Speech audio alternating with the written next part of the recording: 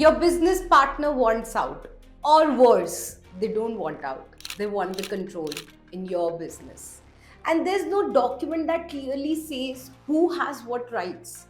This situation, the shareholder dispute, is one of the most expensive, most emotionally draining, and most avoidable legal problem I see in the practice. I'm Sonal Alag, partner at Alag and Kapoor Law Offices, and today I'm going to tell you exactly what happens when a shareholder dispute begins and what you need to have in place before it actually knocks your door. In my experience, shareholder disputes almost always starts with one of the three things. One, a founder or investor wants an exit and there's no pre-agreed buyout mechanism. Two, the business direction changes and one party doesn't agree and there's no deadlock resolution process. And three, one party believes that they are being excluded from the decision or the information and there's no governance framework in the company. All three are preventable, all three are prevented by the same document, the shareholders' agreement. So, in this segment, I want to discuss what is SHA and what it must have and why. So, a shareholders' agreement is the contract between the shareholders of a company. Guys, it is not between the company and its customers, but between the owners of the company with each other. There are five things that every SHA must have.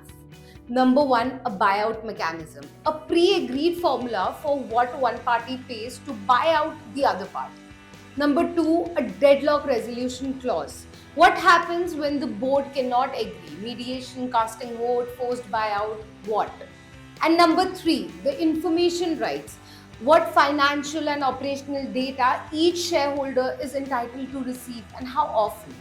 Number four is the preemptive rights, the right to participate in any new share issuance to protect your percentage in the company. And number five is drag along, tag along right. What happens when a majority shareholder want to sell the company?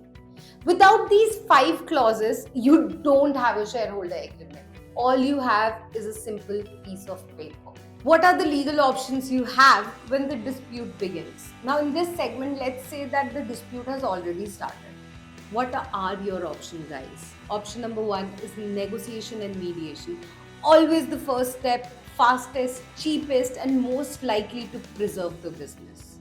Option number two is invoking the SHA. Now, if you have an SHA with a dispute resolution clause, nothing like it, use it. Option number three is the Companies Act, that is Section 241 and 242.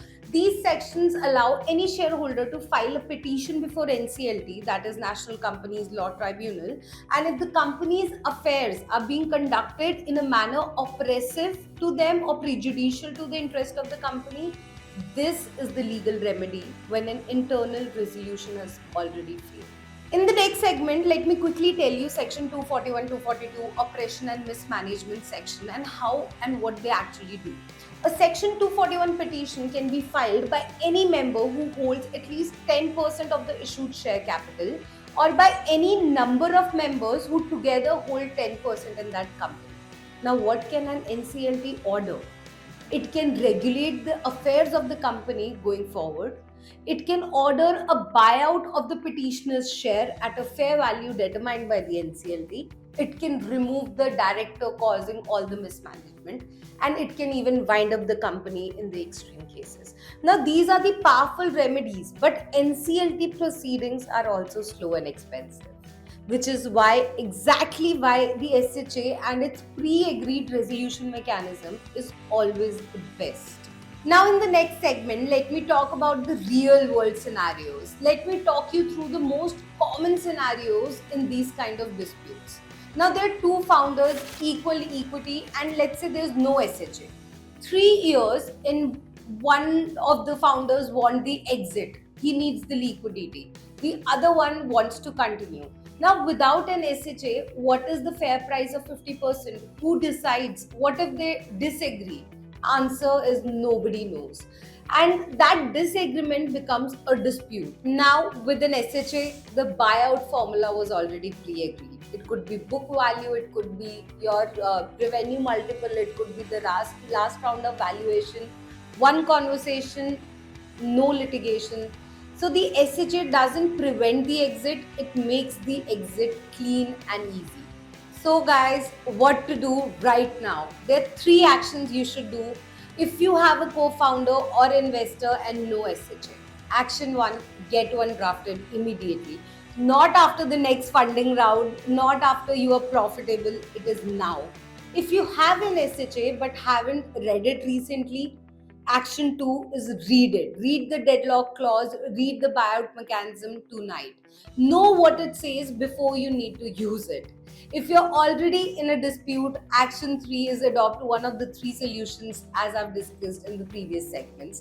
Every email, every board resolution, every WhatsApp message that you'll be sending from this point in a dispute is part of the record. So everything you do in the first 2 weeks of a shareholder dispute shapes what's possible in the next 2 years of that dispute. Now, shareholder disputes are the disputes I see most often, the ones that do most damages to the business, to the relationships, and to the founders personally and emotionally. They are also almost without exception the most preventable disputes. One document, five clauses, permanent protection. Subscribe for more videos like this every other Tuesday, and always remember that law doesn't wait for anyone, and neither should you.